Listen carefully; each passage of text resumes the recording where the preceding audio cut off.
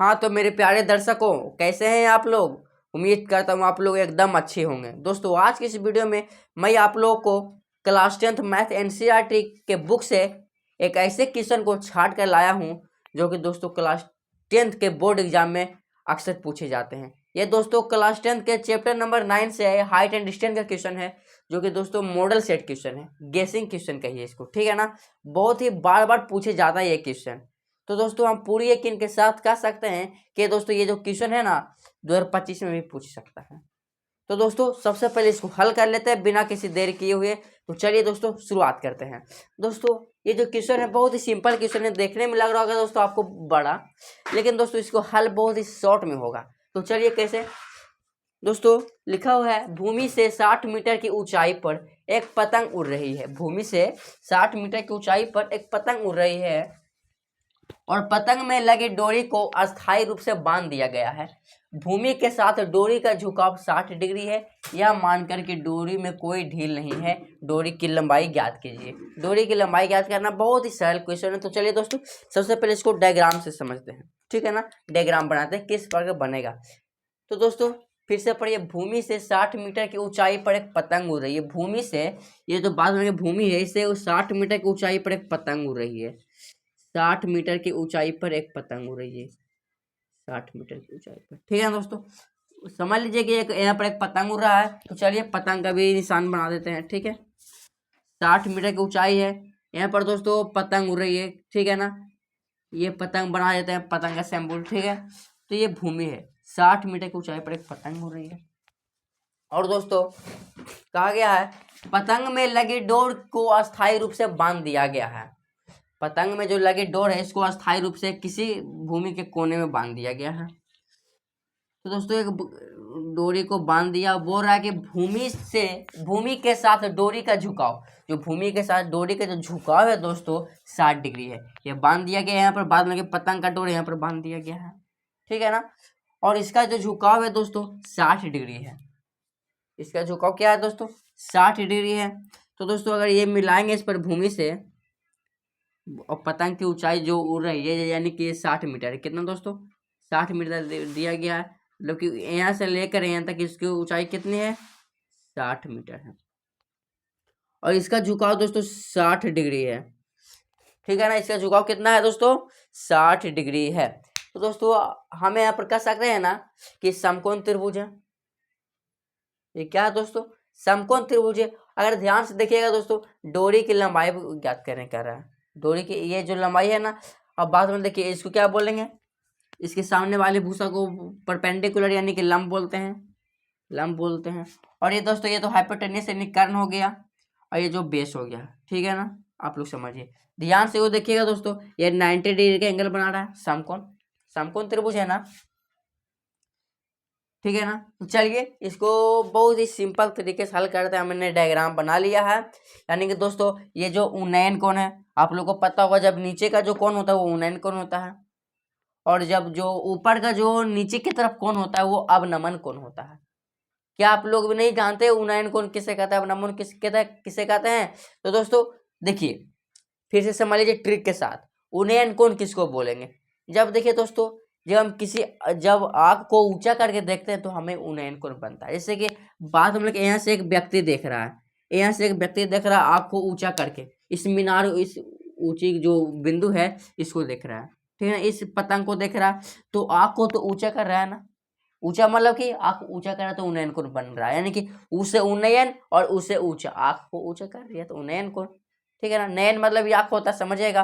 और अवनमन कोण को कैसे याद रखेंगे दोस्तों, अवनमन कोण देखिए, अवनमन का मतलब होता है दोस्तों नमन करना, किसी के साथ सामने झुक कर प्रणाम करना, मतलब अपने सिर को क्या कर लेते हैं नमन कर देते हैं, यानी कि झुका लेते हैं, उसको बोलते हैं अवनमन कोण। जैसे बात हम लोग यहाँ पर से कोई व्यक्ति खड़ा होकर नीचे की तरफ देख रहा है, यानी कि जब देखेगा नीचे तो जाहिर सी बात है भाई अपने सर को झुका लेगा, यानी कि नमन कर लेगा। तो जब झुकाएगा दोस्तों अवनमन कोण बनेगा, ठीक है ना। आगे बात समझ में आया दोस्तों। आप लोग को ये वीडियो अच्छी लग रही हो तो नीचे कमेंट सेक्शन में जरूर बताएं, और ये वीडियो को एक लाइक जरूर लगाएं आप लोग, ठीक है ना। तो चलिए दोस्तों यहाँ पर किसी नाम दे देते हैं, जैसे कि ए बी, ब्लू पेन थोड़ा नहीं चलता है इसलिए ब्लैक से लिख देता हूँ, ठीक है ना।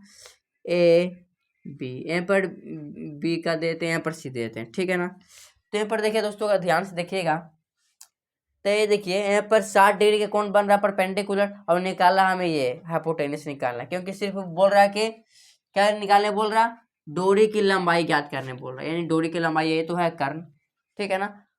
तो कर्ण निकालना है तो दोस्तों लंब और कर्ण में किसका रिलेशन होता है आप लोग को पता होगा, साइन थीटा का होगा। त्रिकोणमितीय अनुपात में आप लोग पढ़े होंगे, sine cos tan cot sec cosec. तो दोस्तों लंब और कर्ण किस में आता है, तो साइन थीटा में आता है। तो यहाँ पर सबसे पहले लिखेंगे दोस्तों प्यारा सा शब्द लिखेंगे, सबसे छोटा और सबसे प्यारा शब्द हल लिखेंगे, ठीक है। तो हल में क्या लिखेंगे, सबसे पहले लिखेंगे माना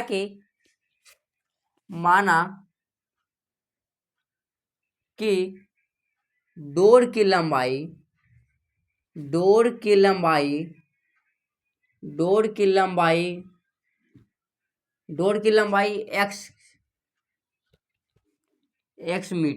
एक्स मीटर मान लेंगे। डोर की लंबाई क्या मान लेंगे दोस्तों, एक्स मीटर मान लेंगे। एक्स मीटर मान लिए तो आप लोग को पता होगा किस में लग रहा है, साइन थीटा में लग रहा है, क्योंकि लंब और कर्ण साइन थीटा में आती है। तो यहाँ पर लिखेंगे साइन थीटा बराबर लंब बटे कर्ण, लंब यानी पी से परपेंडिकुलर, कर्ण यानी ए से हाइपोटेन्यूस यानी कर्ण। दोस्तों हम पी बोल रहे किसको रहे हैं, दोस्तों पी किसको बोल रहे हैं, ए और बी को बोल रहे हैं, परपेंडिकुलर को, ठीक है ना। तो यहाँ पर ए बी लंब, और कर्ण क्या है दोस्तों, बी सी, कर्ण क्या है बी सी, तो यहाँ पर बी सी लिख सकते हैं। तो देखिए दोस्तों थीटा की जगह पर क्या है, कोण 60 डिग्री है, तो यहाँ पर लिख सकते हैं साइन 60 डिग्री बराबर ए बी का मान क्या है दोस्तों, यानी लंब का मान 60 है ना, ए बी का मान 60। नीचे दोस्तों देखिएगा बी सी, यानी कर्ण का मान क्या, कर्ण का मान कुछ नहीं है, तो दोस्तों यहाँ पर बी सी लिख देते हैं, बी सी का बी सी रहेगा। और दोस्तों साइन 30 डिग्री का मान क्या होता है, साइन दोस्तों 30 डिग्री का आपका मान क्या होता है आप लोग को पता होगा, आप लोग याद किए होंगे। तो दोस्तों यहाँ पर साइन जो 30 डिग्री का मान जो होता है दोस्तों √3/2 होता है, ठीक है ना। तो इज इक्वल टू बराबर 60 डिग्री बटा बी सी। अब ध्यान से देखिएगा दोस्तों, यहाँ पर क्रॉस मल्टीप्लाई कर दीजिए, तो दोस्तों बी सी और √3 में मल्टीप्लाई होगा, तो यहाँ पर बी सी √3 आएगा, इज इक्वल टू 60 दूना 120 डिग्री यहाँ पर चलाएगा दोस्तों। अब देखिएगा ध्यान से दोस्तों, तो यहाँ पर बी सी का अगर वैल्यू निकालिएगा तो 120 बटे √3 आएगा। तो दोस्तों इसके आगे हल हम लोग कैसे करें, आप लोग क्लास 9वीं में पढ़े होंगे दोस्तों, हरों का परमेकरण, हर को परमेकरण करना आप लोग को पता होगा। हर को परमेकरण कैसे करते हैं, तो देखिए नेक्स्ट स्टेप में यह कर सकते हैं, ऐसे देखिए बी सी बराबर 120 बटा जो √3 है, इसको ऊपर नीचे दोनों गुना कर देंगे √3 और √3 से, ठीक है। आप लोग पढ़े होंगे क्लास 9वीं में, याद आया होगा, ठीक है। तो बी सी बराबर क्या आएगा दोस्तों, मल्टीप्लाई कीजिएगा, नीचे जो एलसीएम आएगा √3 मल्टीप्लाई √3 क्या होगा, √3 मल्टीप्लाई √3 का स्क्वायर हो जाएगा, और स्क्वायर रूट तो कैंसिल आउट हो जाएगा, इसलिए तो सिर्फ बचेगा 3 बचेगा, और 120 √3 यहाँ पर आएगा 120 √3। अब देखिएगा दोस्तों 3 और 120 में डिवाइड कीजिएगा तो आएगा दोस्तों 4 तिया 12, यानी कि 40 12 में कटेगा, यानी कि दोस्तों बी सी बराबर आएगा 40 √3। बी सी बराबर क्या आएगा दोस्तों, 40 √3 आएगा, यानी बी सी क्या हमारा डोर की लंबाई है, डोर की लंबाई ना बी सी था, तो यहाँ पर लिख सकते हैं ना बी सी बराबर, बी सी ब्रैकेट में लिख लीजिए बेटर रहेगा, बी सी बराबर 1 सेंटीमीटर। तो यहाँ पर लिखेंगे दोस्तों, अतः डोर की लंबाई बराबर, डोर की लंबाई क्या था दोस्तों बी सी बराबर कितना 40 √3 मीटर, सेंटीमीटर नहीं होगा दोस्तों, सिर्फ मीटर होगा, ठीक है ना, क्योंकि मीटर में हमें दिया गया है, इसलिए 40 √3 मीटर हमारे क्या हो जाएगा, आंसर हो जाएगा बी सी की दूरी, यानी कि डोर की लंबाई हो जाएगी। दोस्तों हमें उम्मीद है कि आप लोग ये क्वेश्चन अच्छी तरीके से समझ में गए होंगे। तो दोस्तों सबसे पहले इसको स्क्रीनशॉट लीजिए आप लोग, ठीक है दोस्तों। चलिए दोस्तों स्क्रीनशॉट ले चुके होंगे। तो दोस्तों हमने क्या है ना दोस्तों, जितने भी इंपॉर्टेंट क्वेश्चन है सबको बारी बारी से वीडियो बनाकर यूट्यूब पर अपलोड कर रहा हूँ, ठीक है दोस्तों। जितने भी सारे इंपॉर्टेंट क्वेश्चन छाट कर जो मैंने चूज किया है उसको बारी बारी से वीडियो बना रहा हूँ दोस्तों। अगर आप लोग वो वीडियो नहीं देखें तो उसका लिंक मैं नीचे कमेंट सेक्शन में दे दूंगा, वो वीडियो आप लोग जरूर देख लीजिए। वैसे ही मेरे चैनल के वीडियो सेक्शन में हमारे सारे वीडियो मौजूद हैं। तो दोस्तों सबसे पहले उन सभी को वीडियो को देख लें दोस्तों, कहीं ना कहीं उन सभी में क्वेश्चन, बहुत ऐसे सारे क्वेश्चन जो मैं बताया हूँ, जो बिहार बोर्ड के क्लास 10 इस बार 2025 में जो एग्जाम पड़ेगा सीधे सीधे टकरा सकता है। तो दोस्तों देर किस बात की, जाकर दोस्तों ये वीडियो पहले देख लीजिए। दोस्तों अगर आप लोग ये वीडियो पसंद आई है तो लाइक करें, शेयर करें एंड कमेंट करें, और दोस्तों अपने दोस्तों के पास शेयर करें इस लेक्चर को। दोस्तों हाँ, एक और जरूरी बात, मैं दोस्तों आप लोगों के लिए संडे के लिए ऐसे 5 इंपॉर्टेंट क्वेश्चन लेके आऊँगा एक ही लेक्चर में 5 इंपॉर्टेंट क्वेश्चन लाऊंगा, जो कि दोस्तों बहुत ही इंपॉर्टेंट होने वाला है, जो कि दोस्तों मॉडल सेट गेसिंग क्वेश्चन है, जो मैं बहुत छाटा हूँ कुछ क्वेश्चन। दोस्तों मैं 10-15 क्वेश्चन ऐसे छाट कर लाया हूँ, जो कि दोस्तों बिहार बोर्ड क्लास 10 में बहुत बार पूछा जाता है, बहुत इंपॉर्टेंट क्वेश्चन है। तो दोस्तों उस वीडियो को देखना नहीं भूलिएगा, इसलिए चैनल को सब्सक्राइब कर लीजिए, ताकि जो भी मैं नोटिफिकेशन डालूँ, ताकि जो मैं वीडियो डालूँ उसका नोटिफिकेशन सबसे पहले आप तक पहुँचे। तो दोस्तों मिलते हैं अगले वीडियो में, तब तक के लिए बाय बाय, टेक केयर।